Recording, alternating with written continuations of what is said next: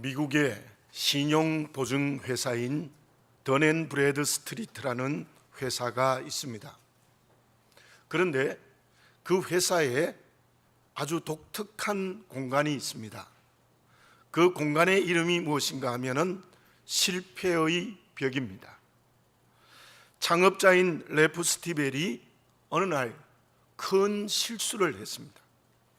사무실에 돌아와서 자기의 실수를 벽에 적고 크게 깨달음을 얻게 되었던 것입니다. 그래서 그때부터 그 회사에 실패의 벽이라는 공간을 만들어서 모든 회사원들이 실패했을 때 그곳에 와서 실패를 적고 그 실패가 주는 교훈이 무엇인가를 깨달을 수 있도록 만들었다고 합니다. 그 실패의 벽의 공간에 이런 말이 적혀 있었습니다. 실패를 자세히 적으세요. 그리고 그 실패를 통하여 무엇을 배웠습니까? 이름을 쓰고 사인을 하세요. 그때부터 그 회사가 크게 성장을 했다고 합니다. 인생의 길도 그렇습니다. 실패를 통하여 새로운 깨달음을 얻었다면 어쩌면 실패가 아닙니다. 그러나 성공을 해도 새로운 각성이 없으면 성공이라고 말을 할 수 없습니다.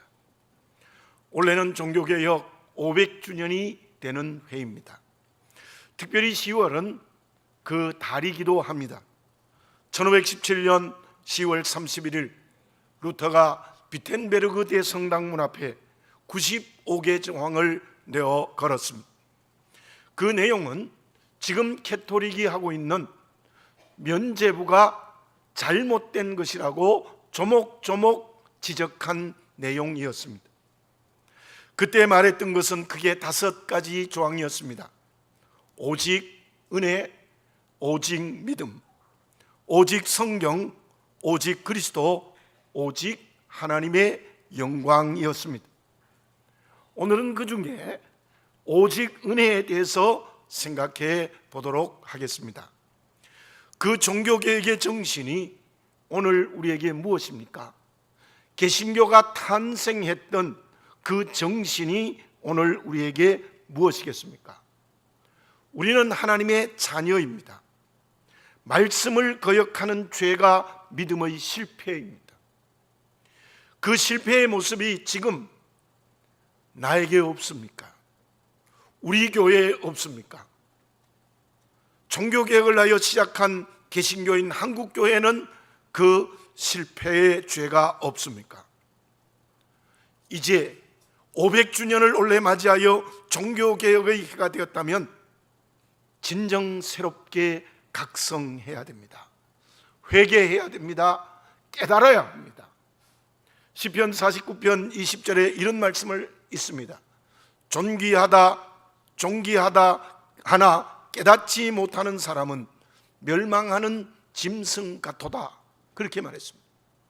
깨닫지 못하는 사람, 각성하지 못하는 사람, 회개하지 않는 사람은 멸망하는 짐승과 똑같다고 하나님께서 말씀하고 있는 것입니다. 진정으로 이때에 새롭게 각성하고 회개할 때 500주년의 뜻이 오늘 우리에게 살아있게 될 것입니다. 그러나 회개하지 않으면 500주년의 의미는 없습니다. 분명히 그곳에는 하나님께서 심판하실 것입니다. 지금 우리가 이사야서를 묵상하고 있습니다. 그 이사야서의 말씀의 중심 내용이 뭡니까? 회개하지 않으면 하나님이 열강들을 통하여 심판하시겠다는 말씀이 이사야서의 중심 내용입니다. 그러나 회개하면 새로운 문을 열어주시겠다는 하나님의 약속입니다. 그렇다면 종교개혁의 정신이 무엇입니까?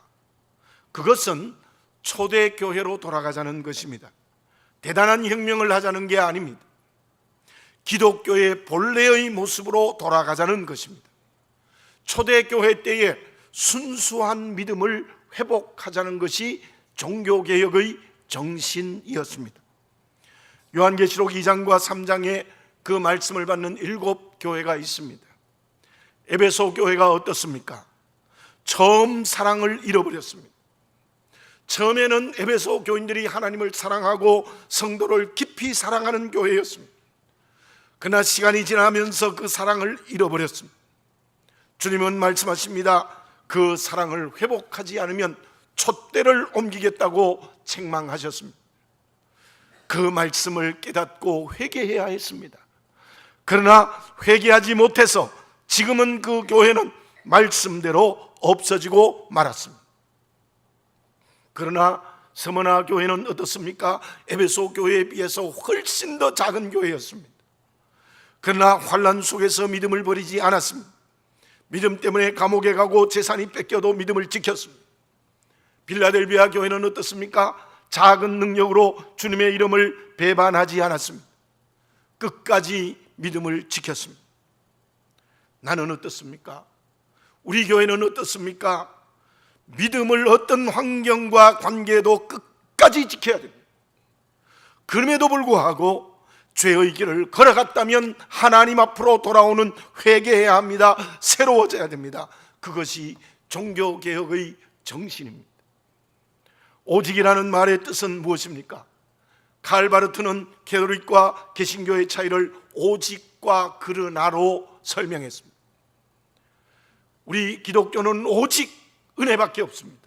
그러나 캐톨릭은 그러나 다른 게 있다라고 그 차이를 설명했습니다. 제 생각에는 그 차이가 오직과 첫째에 있다고 생각합니다. 우리의 믿음은 오직입니다. 그 다음은 없습니다. 그러나도 없습니다. 은혜라는 말의 뜻이 무엇입니까? 공로에 의해서 주어지는 것이 아닙니다. 로마서 3장 24절에서는 은혜는 값없이 주는 것이라고 말씀하고 있습니다. 오늘 본문의 말씀 8절 9절을 다시 한번 읽습니다. 너희는 그 은혜에 의하여 믿음으로 말미암아 구원을 받았나니 이것이 너희에게서 난 것이 아니요 하나님의 선물이라. 행위에서 난 것이 아니니 이는 누구든지 자랑하지 못하게 하려 함이라. 우리가 구원받은 곳에는 나의 공로가 전혀 없습니다. 오직 하나님의 은혜로 이루어졌습니다. 주님의 십자가의 은혜로만 생명의 길을 걸어갔다는 것입니다. 종교개혁의 가장 중요한 정신은 오직 은혜입니다. 내 공로가 내 삶에 있다면 회개해야 합니다. 가장 먼저 오직 하나님의 은혜로 내가 있음을 믿으시기 바랍니다. 나의 나됨은 하나님의 은혜 외에는 없습니다. 교회가 교회되는 것은 하나님의 은혜 외에는 없습니다.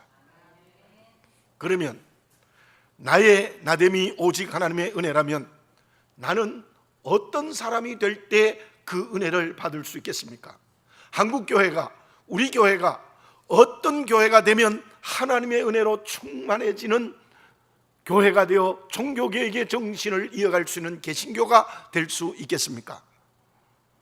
새벽 기도회를 마치고 집으로 돌아가면 가끔 미국에 있는 딸과 화상 통화를 합니다. 그때 손자들을 보고 정감 있는 시간을 가지고 마음이 환하게 밝아질 때가 있습니다. 끝나고 나면 언제나 제게 느껴지는 것이 있어요. 저 미국의 시애틀과 한국의 서울은 엄청나게 먼 거리입니다. 그런데 어떻게 선 하나 없는데 동시간에 화상을 통하여 대화할 수 있는가? 쉽게 생각하지만 이게 보통 문제가 아닙니다. 어떻게 이게 가능합니까? 정말 과학의 발달이 대단하다는 생각이 들고 이제는 그것도 공짜입니다. 공짜로 합니다. 그러한 인간의 능력은 참으로 대단하다는 생각이 듭니다. 우주를 정복해 나가고 있습니다. 못 고치는 병이 없을 만큼 의학이 발달했습니다. 예수의 능력도 대단합니다. 한 곡의 음악을 들어도 인간의 영감이 대단하다는 생각이 들어집니다. 죄낸 케르케고르는 이렇게 말을 했습니다. 인간은 신비롭고도 위대한 존재라는 것입니다. 그러나 인간의 또 다른 면이 있습니다. 모든 인간은 한계를 가지고 있습니다. 우주를 정복한다고 했는데 그 규모가 우주에 비해서는 빙산의 일각도 아직 아닙니다. 고칠 수 없는 병이 아직도 많이 있습니다. 사람이 얼마나 약합니까? 조금만 노동을 해도 피곤하고, 조금만 신경을 써도 잠을 자지 못하고, 근심과 걱정은 내 마음을 우울하게 만드는 게 인간입니다. 사람이 9초 얼마에 100m를 지금 뛴다고 합니다. 그러나 절대로 인간이 100m를 1초에는 뛸 수 없을 것입니다. 그만큼 한계를 가지고 있는 인간입니다. 영적인 면도 그렇습니다. 하이데거는 이렇게 말했습니다. 인생이라는 것은 죽음과 허무에 던져진 인생이라고 말을 했습니다. 본문의 말씀 1절을 봉독해 드립니다. 그는 허물과 죄로 죽었던 너희를 살리셨도다. 내가 누구냐? 허물로 죽었던 자가 너희입니다. 2절을 봉독해 드립니다. 그때 너희는 그 가운데서 행하여 이 세상 풍조를 따르고 공중의 권세 잡은 자를 따랐으니 곧 지금 불순종의 아들들 가운데 역사하는 영이라. 세상 풍조를 따라가고 사단의 노예로 전락해 버렸다는 겁니다. 3절을 봉독해 드립니다. 전에는 우리도 다 그 가운데서 우리 육체의 욕심을 따라 지내며 육체와 마음에 원하는 것을 하여 다른 이들과 같이 본질상 진노의 자녀이었더니, 육체의 욕심을 따라가서 본질상 진노의 자녀였다는 것입니다. 우리 장로교를 시작한 요한 칼빈은 그것을 이렇게 말했습니다. 한 인간은 전적으로 무능하다. 그리고 전적으로 타락했다고 말합니다. 오직 하나님의 은혜로 구원의 길을 걸어가는 사람은 어떠한 사람입니까? 여호와 하나님 앞에서 나는 아무것도 할 수 없는 무능한 존재입니다라는 것을 고백할 수 있는 사람입니다. 전적으로 타락한 죄임을, 허물과 죄로 죽었던 나임을 하나님께 고백할 때, 그때 그 사람에게 하나님의 은혜가 임재하게 되는 겁니다. 내 공로에 매인 사람, 나의 능력으로 사는 사람, 자기의 지위와 힘에 의지하는 사람, 물질과 지위를 붙들고 살아가는 사람, 그 사람에게는 하나님의 은혜가 들어갈 수 없습니다. 마치 더러운 물이 항아리에 가득하면 깨끗한 물을 부을 수가 없는 것과 마찬가지, 내 마음이, 내 인격이 아직도 자기의 공로와 자기의 자랑과 자기의 능력의 더러운 물로 가득 차 있지 않습니까? 하나님의 은혜라는 깨끗한 물이 들어올 수 없습니다. 어떻게 해야 됩니까? 더러운 물을 버려야 합니다. 그리고는 깨끗이 씻어야 합니다. 그때 맑은 물의 은혜가 내 인격과 마음 속에 채워질 수 있을 줄로 믿습니다. 누가복음 19장에 나오는 삭개오를 생각해 봅시다. 그는 세리장이었습니다. 백성의 세금을 더 많이 받아 큰 부자가 되었습니다. 그는 주님 앞에 섰습니다. 죄인임을 철저하게 고백했습니다. 그리고 회개했습니다. 그냥 회개했나요? 말로만 회개했나요? 재산의 절반을 가난한 자에게 나누어 주겠습니다. 속여 빼앗은 것이 있으면 4배나 갚겠습니다. 철저하게 전 인격과 삶이 회개했습니다. 그 삭개오에게 주님은 은혜를 베풀어 주었습니다. 구원의 은총을 베풀어 주셨습니다. 그리고 이 사람이 아브라함의 자손이라고 주님은 은혜를 베풀어 주신 것입니다. 그런데 바리새인들은 어떠합니까? 그들은 율법을 잘잘 외우고 있었지만은 그 마음의 그릇이 의인이라는 자기 자랑으로 더러운 물로 가득 차 있었던 것입니다. 요한복음 8장에 이 바리새인들이 가늠하다가 현장에 잡힌 여인을 데리고 예수님 앞에 옵니다. 가늠한 여자를 돌로 쳐 죽여야 된다는 것입니다. 물론 주님을 올무에 빠뜨리라는 간교한 술책이었습니다. 그들의 마음에는 나는 저 가늠한 여자와 다르다는 것입니다. 나는 말씀대로 사는 의인이고 저 여인은 율법을 어겨 돌에 맞아 죽어야 하는 죄인이라고 그들은 고정관념을 가지고 있었던 것입니다. 그들은 주님의 은혜를 받을 수 없었습니다. 그들은 멸망의 심판의 대상이 될 수밖에 없었습니다. 그러나 주님은 도리어 죄로 떨고 있는 그 여인에게 은혜를 베풀어 주셨습니다. 여러 번 말씀을 드렸습니다. 누가 하나님의 은혜를 받습니까? 정말 하나님 앞에 겸손한 자입니다. 하나님의 능력 앞에 나는 전혀 무능합니다. 하나님의 온전히 의로우심 앞에 나는 온전히 죄인입니다. 허물과 죄로 죽었습니다. 그것이 아버지 하나님 앞에 겸손해지는 것입니다. 그 사람에게 주님께서 은혜를 베푸실 줄로 믿습니다. 하나님 앞에 교만하지 않습니까? 그 교만이 무엇입니까? 내가 옳습니다. 하나님이 틀렸습니다. 내 능력으로 무엇인지 알 수 없습니다. 하나님 무슨 능력이 있습니까? 그리고 나는 의롭습니다. 언제 제가 죄를 범했습니까? 나는 정직하게 살아 죄가 없습니다. 참으로 하나님 앞에 교만한 사람입니다.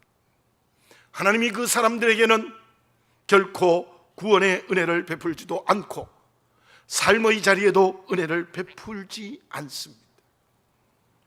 사람에게 자기의 자리가 너무나도 중요합니다. 자녀의 자리, 제자의 자리, 직장에서의 자리, 남편과 아내의 자리, 주어진 모든 자리를 제대로 지키는 것이 필요합니다. 그 자리를 지키지 않기 때문에 문제가 일어납니다. 나는 누구입니까? 하나님의 자녀입니다. 예수 그리스도의 신부입니다. 자녀의 자리를 지키시기 바라겠습니다. 신부의 자리를 지키시기 바랍니다. 그것은 전적인 무능과 타락의 위치에 있음을 알고 하나님 앞에 겸손해져야 되는 것입니다. 그때 전능의 하나님께서 우리에게 크신 은혜를 베풀어 주실 줄로 믿습니다. 그러면 나의 자리를 제대로 알고 하나님 앞에 겸손해져서 하나님의 은혜를 받을 수 있다고 했는데, 그 하나님이 주시는 은혜의 성격은 어떠합니까? 우리 속담에 공든 탑은 무너지랴라는 말이 있습니다. 제가 언젠가 말씀드린 것 같은데요. 그러나 그 말이 언제나 옳은 건 아닙니다. 물론 그 말 속에는 열심히 노력하면 이루어지지 않는 일이 없다라는 뜻이 그 속에 있는 좋은 말입니다. 그러나 사람의 일은 공든 탑도 무너집니다. 바닷가의 모래성처럼 열심히 만들어 놓았지만 밀려오는 파도에 넘어지는 일이 얼마든지 있습니다. 경주에 가면 옛 궁궐과 사원의 터만 남거나 몇 개의 기둥만 남아있는 것을 볼 수 있습니다. 뿐만 아니라 유럽의 여러 곳을 다녀보면 골조만 남아있는 옛 건물들이 얼마든지 볼 수가 있습니다. 그것은 모든 인생에게 주어지는 운명입니다. 그러므로 어떤 것도 세상의 것은 영원한 것이 없습니다. 무너집니다. 쓰러집니다. 그러나 하나님이 주신 은혜는 어떠합니까? 어떤 성경학자는 이렇게 말했습니다. 하나님의 은혜는 효과적이다. 효과적인 은혜라고 말했습니다. 본문의 말씀 4절과 5절을 제가 봉독해 드리겠습니다. 긍휼이 풍성하신 하나님이 우리를 사랑하신 그 큰 사랑을 인하여 허물로 죽은 우리를 그리스도와 함께 살리셨고 너희는 은혜로 구원을 받은 것이라. 긍휼이 풍성한 하나님이 그의 크신 사랑으로 허물로 죽은 나를 살리신 게 은혜입니다. 그 구원을 어떻게 설명하고 있습니까? 그리스도와 함께 살았다는 겁니다. 무슨 말씀입니까? 주님이 십자가에 죽으셨다가 부활한 것처럼 나도 다시 살았다는 겁니다. 주님은 부활하셔서 지금도 살아계십니다. 그처럼 우리도 은혜로 살아서 지금도 살아있고 영원히 살았다는 것입니다. 이 다시 사는 은혜는 절대로 무너지지 않습니다. 쓰러지지 않습니다. 그야말로 효과적인 은혜입니다. 100%의 절대적인 은혜입니다. 6절을 봉독해 드립니다. 또 함께 일으키사 그리스도 예수 안에서 함께 하늘에 앉히시니. 주님과 함께 일어났습니다. 주님이 승천하셔서 하늘에 앉으신 것처럼 나도 승천의 후사가 되어 나는 하늘에 앉은 그리스도인이 되었다는 겁니다. 영원히 무너지지 않습니다. 정말 다시 저는 이 말씀을 준비하면서 기가 막히는 하나님의 은혜, 신묘막측한 하나님의 은혜입니다. 그 은혜는 먼저 구원의 은혜입니다. 죄와 죽음에서 자유하여 영생의 길을 걸어가는 이 길입니다. 그 길은 누구도 그 무엇도 막을 수 없고 없앨 수 없습니다. 그러므로 오늘의 나의 삶은 어떠해야 합니까? 너무 기쁩니다. 너무 기뻐서 어떻게 할 수 없습니다. 결코 절망하거나 슬퍼해서는 안 됩니다. 어떤 환경과 관계에서도 소망이 넘쳐야 됩니다. 스스로 만족합니다. 만족하지 못할 것이 없습니다. 죽음의 문제가 은혜로 해결되었기 때문입니다. 내 집이 하늘에 있습니다. 그 효과적인 은혜가 내게 이루어졌음을 믿고 오늘을 살아야 될 것입니다. 바울은 감옥에서도 기뻐했습니다. 아무것도 없어도 스스로 만족했습니다. 병들어도 평안했습니다. 그 기쁨, 만족, 평안, 소망이 나의 것이 되어지시기 바랍니다. 왜냐하면 하나님의 은혜는 언제나 온전히 효과적이기 때문입니다. 그리고 자녀된 우리에게 주시는 은혜가 있습니다. 나의 숨소리에도 하나님의 은혜가 있습니다. 나의 가정에도 하나님의 은혜가 있습니다. 직장과 사업에도 하나님의 은혜가 있습니다. 우리 교회에도 하나님의 은혜가 있습니다. 한국교회도 하나님의 은혜가 있습니다. 내가 살아가는 크고 작은 모든 삶에 하나님 아버지의 손길의 은혜가 있습니다. 얼마나 놀라운 하나님 아버지의 은혜입니까? 곤탄틴 황제가 아들 크리파스를 죽이고 몹시 괴로웠습니다. 고통을 이길 수 없었습니다. 로마의 신전을 찾아갔습니다. 그곳에 사죄의 길이 없었습니다. 플라토의 철학자들을 찾아갔습니다. 그곳에서 죄 용서의 길은 없었습니다. 감독이었던 호레아스를 통하여 주님의 십자가의 은혜를 알고 경험하게 됩니다. 구원의 은혜를 체험했습니다. 그 후 끊임없이 주시는 하나님의 은혜를 경험했습니다. 곤탄틴 황제는 그는 죄 용서와 함께 평안을 주시는 하나님의 은혜로 살았습니다. 우상의 복마전이었던 로마에서 그 콘스탄틴 황제가 드디어 313년 기독교를 누구도 믿어도 된다는 믿음의 자유는 밀라노 칙령을 내리는 놀라운 역사가 일어났습니다. 하나님 아버지의 구원의 은혜를 경험하셨습니까? 자녀된 우리에게 언제나 늘 은혜로 나와 함께 하심을 경험하고 계십니까? 그 하나님의 은혜는 언제나 효과적입니다. 온전히 이루어집니다. 무너지지 않습니다. 쓰러지지 않습니다. 그 은혜 앞에서 성령이 주시는 기쁨과 만족, 평화와 희망과 평안으로 오늘을 살아가는 우리 모두가 되어져야 될 줄로 믿습니다. 그러면 그 은혜로 오늘을 살아갈 때 적극적으로 해야 될 일이 무엇입니까? 10절을 봉독해 드립니다. 우리는 그가 만드신 바라 그리스도 예수 안에서 선한 일을 위하여 지으심을 받은 자니 이 일은 하나님이 전에 예비하사 우리로 그 가운데서 행하게 하려 하심이니라. 아멘입니다. 여러분 저를 한번 따라해 봅시다. 그리스도 예수 안에서 선한 일을 위하여 지으심을 받은 자입니다. 그래요. 본문의 말씀에서 우리를 지었다는 것은 물론 그 말씀은 우리를 이 세상에 태어나게 했다는 의미도 있습니다만은 앞뒤 문맥을 볼 때는 우리를 하나님의 자녀로 다시 태어나게 했다는 겁니다. 하나님의 절대적인 은혜로 말미암아 새로운 생명으로 다시 태어났다는 겁니다. 어떻게 살아야 됩니까? 그리스도 예수 안에서 선한 일을 위하여 지으심을 받은 자다. 이제 그 은혜 앞에서 우리가 해야 될 일은 선한 일을 위하여 다시 태어났다는 겁니다. 선한 일을 위하여 구원받았다는 겁니다. 선한 일을 위하여 하나님의 자녀가 되었다는 것입니다. 어떻게 선한 일을 하는 것입니까? 아버지 하나님이 내게 맡기신 일이 선한 일입니다. 그것 중에 가장 중요한 것은 저는 개인적으로 믿음의 모범이라고 생각합니다. 그로 인하여 그리스도의 편지가 되어야 합니다. 가만히 있으면 안 됩니다. 하나님의 절대적이고 효과적인 은혜로 구원받고 한 걸음 한 걸음 하나님의 은혜로 살아가고 있다면 그 은혜의 감격과 평안과 기쁨과 만족이 주님이 맡기신 일, 선한 일이 우리의 삶에 드러나야 될 줄로 믿습니다. 믿음의 모범을 보이시기를 바라겠습니다. 그리스도의 편지가 되시기를 바라겠습니다. 세상의 빛과 소금이 되시기를 바라겠습니다. 이번 새생명 축제에 그 감동과 감사를 세상 사람들에게 드러내는 우리 모두가 되어져야 될 줄로 믿습니다. 오늘 오직 은혜, 오직 하나님의 은혜로 하나님의 자녀로 생명의 길을 걸어가게 되었다는 것을 분명하게 하시는 여러분들이 되시기를 바라겠습니다. 하나님의 은혜로 우리의 믿음이 자라고 있다는 것을 분명해지시기를 바라겠습니다.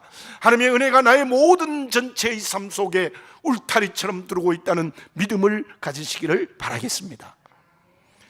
그러므로 이제는 자녀답게 선한 일을 위하여 살아야 됩니다. 그 이유는 내가 하나님의 효과적인 은혜를 받았기 때문입니다. 지금도 받기 때문입니다. 내일 또 주실 것이기 때문입니다. 기도드리겠습니다. 사랑하는 아버지 하나님, 500년 전 젊은 신부였던 말틴 루터가 비텐부르크 성당문 앞에 95개장을 내걸면서 우리 개신교가 시작되어졌습니다. 그 종교개혁의 정신, 이제는 우리가 되살리는 그릇들이 될 수 있도록 은혜를 더하여 주시옵소서. 내가 먼저 하게 하여 주시옵소서. 오직 하나님의 은혜, 오직 하나님의 은혜, 둘째도 셋째도 그러나도 없는 오직 하나님의 은혜, 그 은혜로 구원받았습니다. 그 은혜로 오늘도 내일도 삶의 걸음을 걷습니다. 그 은혜로 말미암아 만족하고 기뻐하고 평안하게 하여 주시옵소서.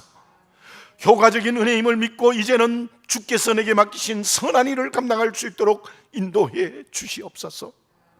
주여, 오직 은혜, 오직 은혜, 그것을 굳게 붙들고 초대교회의 정신으로, 본래의 기독교 정신으로 말씀으로 돌아가는 내 한 사람 우리 교회 한국교회가 되게 해 주시옵소서.